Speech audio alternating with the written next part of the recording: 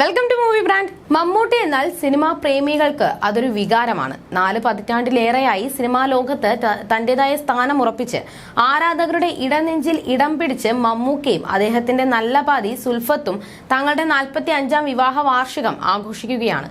ഈ വേളയിൽ ഇരുവർക്കും വിവാഹ ആശംസകളുമായി എത്തിയിരിക്കുകയാണ് മകനും നടനുമായ ദുൽഖർ സൽമാൻ. നിങ്ങൾ ഉണ്ടാക്കിയ ചെറിയ പ്രപഞ്ചത്തിന്റെ ഭാഗമാകാൻ കഴിഞ്ഞത് അനുഗ്രഹമായി കാണുന്നുവെന്നാണ് ദുൽഖർ കുറിച്ചത്. ലോകത്തിന് നിങ്ങൾ രണ്ടുപേരും ലക്ഷ്യങ്ങൾ നൽകാൻ തുടങ്ങിയിട്ട് 45 വർഷമായി. നിങ്ങളുടേതായ രീതിയിൽ നിങ്ങൾ നിങ്ങളുടെ സ്വന്തം ചെറിയ പ്രപഞ്ചം സൃഷ്ടിച്ചു. അതിന്റെ ഭാഗമാകാനും അതിന്റെ സ്നേഹത്തിലും ഊഷ്മളതയിലും അനുഭവിക്കാൻ കഴിഞ്ഞതിലൂടെ ഞങ്ങളാണ് അനുഗ്രഹിക്കപ്പെട്ടത്. Happy anniversary ഉമ്മാപ്പ. നിങ്ങൾ രണ്ടുപേരും ചേർന്ന് ഏറ്റവും ലൗകികവും അസാധാരണവുമാക്കുന്നു, ദുൽഖർ കുറിച്ചു.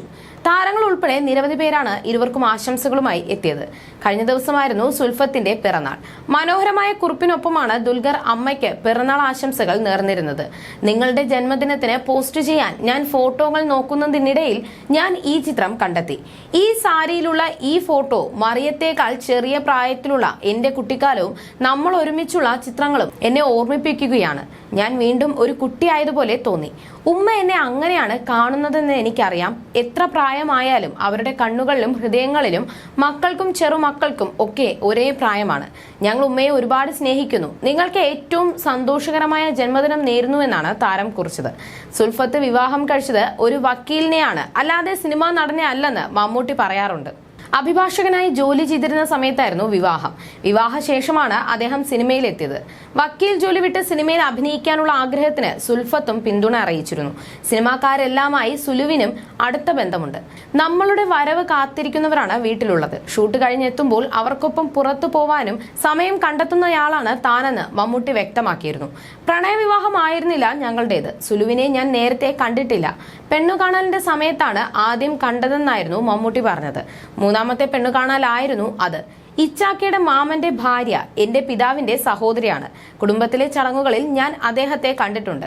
അതൊക്കെ ചെറുപ്പത്തിലായിരുന്നു. വലുതായതിനു ശേഷം അങ്ങനെ കണ്ടിട്ടില്ലെന്നായിരുന്നു സുൽഫത്ത് പറഞ്ഞത്. ആദ്യ കാഴ്ചയിൽ തന്നെ എല്ലാവർക്കും സുലുവിനെ ഇഷ്ടമായിരുന്നു. അന്ന് പ്രീ ഡിഗ്രിക്ക് പഠിക്കുകയായിരുന്നു സുലു. കല്യാണം കഴിഞ്ഞ് 7ാമത്തെ ദിവസമായിരുന്നു മമ്മൂട്ടി അഭിനയിക്കാനായി പോയത്.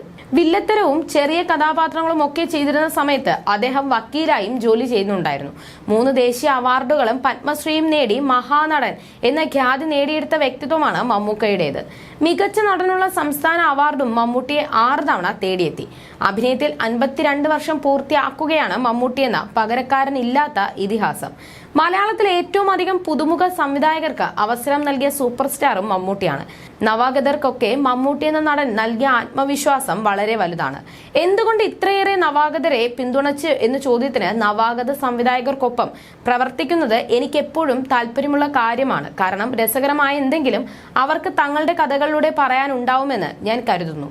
എന്നെ സംബന്ധിച്ച് കഥയും തിരക്കഥയുമാണ് പ്രധാനമെന്നായിരുന്നു മഹാനടന്റെ മറുപടി.